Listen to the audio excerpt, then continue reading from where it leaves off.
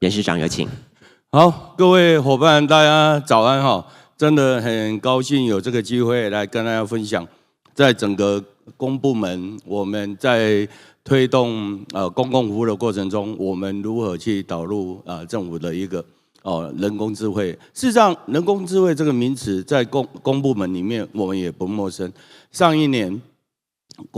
国科会也完成了深层式的一个使用指引。那北部人称为泰德，南部人称为泰迪，安内哈和基，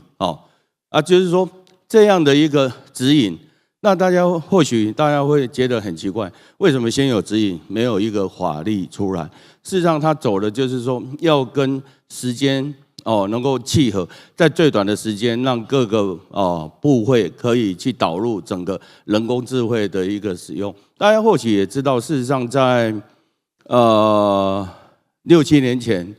赖副总统当行政院长的时候，就曾经找我们开过会，就人工智慧来临以后，对整个社会、国家造成的一个冲击分析。事实上，人工智慧带来很好的部分，一样它也有它的一个风险。就如同等一下我会跟大家分享，联合国在3月21号也针对人工智慧有做一些guideline出来，因为一样东西出来以后，它带来的美好的世界一样，它也有一些风险。那政府部门何尝也不是遭遇到这样的一个处境？这里大家可以看得到AI 的技术是日新月异。你看 ，OpenAI 在2022年11月30号出来，5天内就超过100万以上的使用者，网站首页就超过1.5亿。那目前已经有1.8亿使用者，网站造访人数16亿。你看看这样的一个速度，以前的这一些 application 这一些新科技出来，很少会在这么短的时间造成这么大的一个使用者，对整个世界造成那么大的一个 impact。那今年大家可以看得出来在上个礼拜3月18号，我们台湾之光NVIDIA GTC 2024在San Jose。它这一个发表会，一个 AI 的GB200的这一个晶片，它主要的就是说，以过去1年多以前的这个 CPU 的运作、GPU 的运作已经非常 outstanding。你看那短短的时间又推出了 GB200，它那个整个推理的模型的性能提升30倍，成本能耗降到1/25，所以整个 AI 技术的一个日新月异，对整个台湾会造成怎样的冲击？我这里要跟大家分享，台湾不是在那里 watch， 我们有实际的行动。以这张投影片会跟大家来分享，事实上我们交通部的气象署在2022年的时候就已经跟 NVIDIA 去合作导入整个GPU。那今年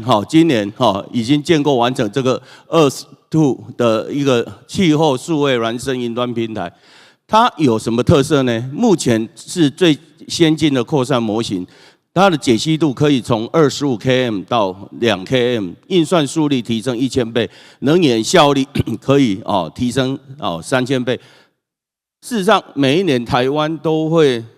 不是每一年啦，就前几年大概台风都不敢进来，可是一进来的时候会让大家非常有感。那如何更精准的预测整个台风的一个动向？我觉得。气象署在这几年的一个努力，可以让台湾的各种气象预测跟水、天候的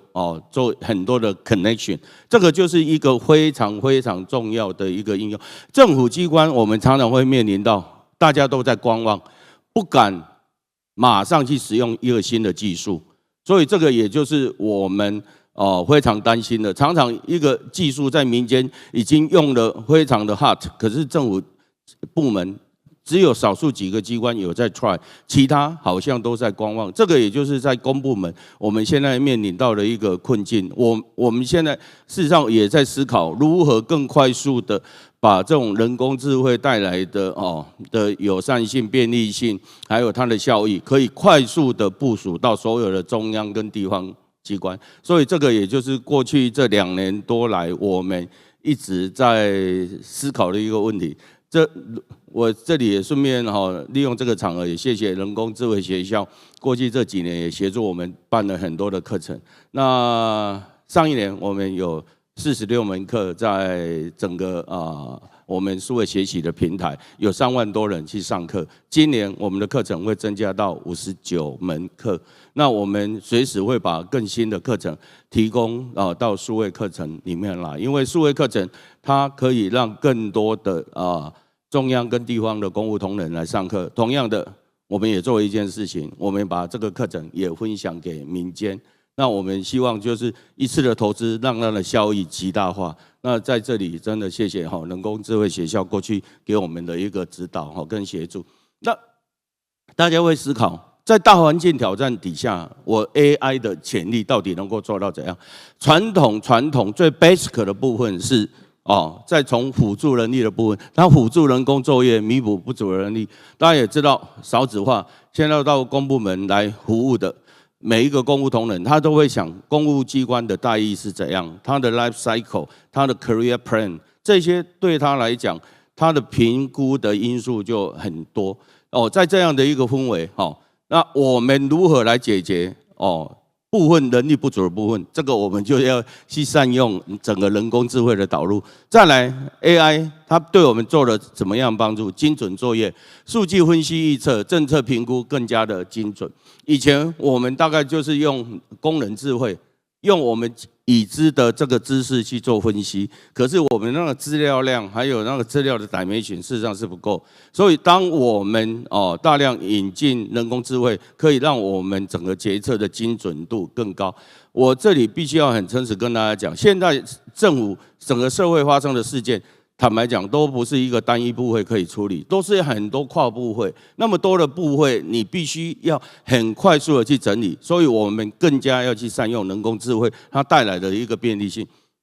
最后一点很重要的就是提升价值。你别的这一件代志，你赚1000块跟你赚100万。是不一样的。我们如何把有限的时间去创造更大的价值，事实上也是我们在思考要把人工智慧导入进来的。就如同大家知道，以前药品的研发可能是要5年、10年，现在透过人工智慧的引入，它可能半年左右，甚至不到1年，就可以把一个新的药品去做分析出来，这是以前难以想象的部分，所以在很多领域事实上都已经有很好的成果。这里我要跟大家分享一下，现在在中央跟地方有一些 practice， 智慧交通的部分，智慧号志改善交通堵塞之类。以前的交通号志的时间停的秒数是固定的，那现在透过人工智慧，它可以是变动的。因不同的路口，因不同的时段，它可以让那个红绿灯的秒数做一些做一些弹性的调整，让整个流量更加的通畅。事实上，这些是以前做不到，现在做得到。在智慧农业在整个生产过程监控、分析、改善，大家或许不晓得在农田里面。植物在生产过程中所需要的氮磷钾，一般农民都会用5倍的这一种氮磷钾，长期下来都是浪费更多的这一些肥料。同样的，它也会造成土壤的酸性化。所以透过这种人工智慧，它可以很精准的来施肥，不要浪费，也不会对土壤造成2度伤害。另外，那个用水的一个会用的更加精准。所以智慧农业事实上可以带来很多对环境的永续做很多的一个帮助。再来智慧医疗，我这里要跟大家分析比如像生理数据、影像分析、辅助决策结合自动信息，克服偏向医疗落差，这个部分在我们台中农民总医院这一部分，他们就做得很好。有空你们可以去看一下。事实上，我觉得 appreciate 我们很多的医疗院所在人工智慧的导入部分，事实上我们的速度不输于世界其他国家，反而我们是处在一个领头羊的一个位置。那智慧能源的话，我想我们现在在推动整个绿能环境的过程中，我们有太阳能、有风电、有水力，各式各样的能源。我们如何在有限的这种资源的一个供应的底下，我们提供一个满足工商业社会所需要运作所需要的的一个电力，所以这个一定是要透过那个智慧电网，还有人工智慧的一个协助，才能够让我们的发电效益能够更加的一个有效率。我这里来分享，实务上我们在行政院人事总处，我们目前已经做了这个法规函释的查询。人事法规非常的复杂，有人事总处的，有铨叙部的，有保训会，有考选部。那有些法规有一些解释，那这些新进同仁说真的，他也不晓得要去哪里查哪一条法规。所以我们在上一年2月到12月，我们做了一个计划，就是透过人工智慧。当然，我们这一个分析是走地端的，就是不是在 open 的网络，那让新进同仁可以比较轻松的在最短的时间找到适用的法规，这对新进的公务同仁来讲是非常有帮助的。那同样的还有一些公文的草拟、回信跟翻译。那我们今年大概会做会议记录的。事实上，公家机关大家也知道，我们经常会开很多的会议，每次的会议你要去产出一个会议记录，都要花很长的时间。那我们今年是准备把这个会议记录导入人工智慧，希望本来可以2个钟头完成的会议记录，我们可以变成10分钟就完成，因为省下来的时间，我们可以去做其他的事情。因为我人力不可能增加的情况底下，我就是要来节省同仁做一件事情所需要的一个时间。那步伐正在迈出，但世界的脚步不会等待，行动、修正再行动。我这张投影片，坦白讲，很重要的概念就是说，我们基本是政府机关，我希望所有公务同仁，就是挂黑，慢也要在想，也要做上工。很多事情新的东西，我们常常就观望有没有人做，大家做的都没有问题，我才来做一个追随者。我们希望所有公务同仁要有勇气去当一个创新者，带头来做，尤其新的那种科技出来。那我们未来大概会从几个构面一起来努力。第一个，基础架构可以支持 AI 导入软硬体环境作业流程，法规调试因应 AI 作业模式，调试法律监理沙盒。法规调试事实上在公部门里面是一个非常沉重的一个负担，因为我们法遵要求的非常严格，尤其我举一个例子，大家都知道，就金管会。金管会它是一个高度监理的，所以他们导入人工智慧一样，他们也有很严谨的这一些法规的规范。可是他们做了一件非常棒的事情，他 create 一个叫监理沙盒，让一些新的那一种金融交易模式，可以透过监理沙盒的方式，让它本身是在一个有可控的范围里面去实作。那我觉得这是政府很多scenario 事实上是可以走这样的模式。当我不晓得我这一个新创在政府部门的一个新形态的作业模式导入人工智慧，它会造成怎样的一个 impact？ 所以导入适当的一个监核机制，事实上监理沙盒事实上是蛮棒的在人才培育的部分，教育体系养成跟在职专长的一个转型，那我们也会除了人事总处开的一些课程以外，那我的理解就是数位发展部他们也开了很多的课程。事实上，我们希望这一种新的那种 training 的那一种 program 的广度跟深度，可以扩散到其他的部会跟地方政府。好，那最后这一张投影片，我跟大家分享，重新定义一些名词是很重要的。以前我们对一成不变意思是100%都不变，可是我现在跟我们同仁讲，一成不变就是10%不变，90%就改变。所以改变它变成一个常态。你没有改变这样的一个思维，我一成不变，我打行打几的去，为了安稳，我都不去变动它，这个国家怎么进步？它进步会很慢。我们希望整个国家进步的速度更快，所以我们要去改变我们对一些传统的这一些wording的一个的认知跟解读。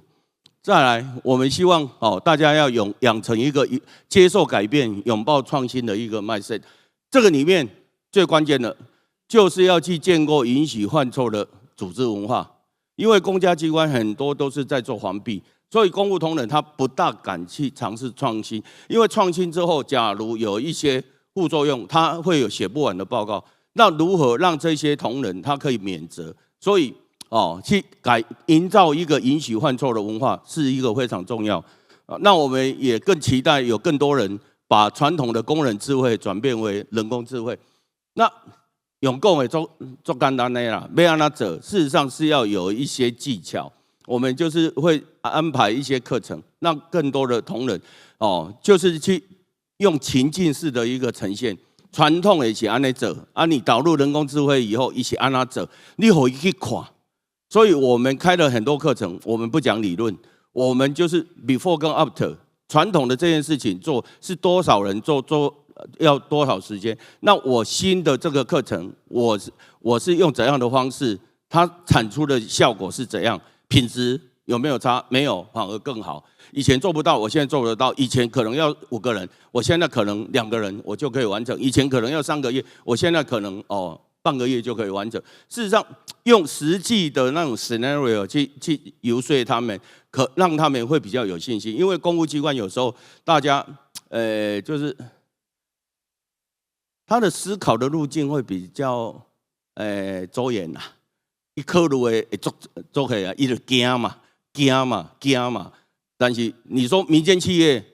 哪有时间让你再观望？你今天不马上投入的话，你很快的你就被整个市场淘汰，因为你的竞争力已经输给人家，你的生产成本已经比别人高，所以这个就是说公部门跟私部门的一个差异的一个很重要的差异。那我们也希望都带领整个公务同仁，他更快速的来转变。那最后还是期待说，在未来我们公部门在推动人工智慧的过程中，在座各位先进来给予我们多多的一个指导，因为我相信政府里面可以 reference 到的 case 也不多，所以很多我们也希望各位有一些很棒的点子，也希望提供给我们。那我们也很乐意跟在座各位先进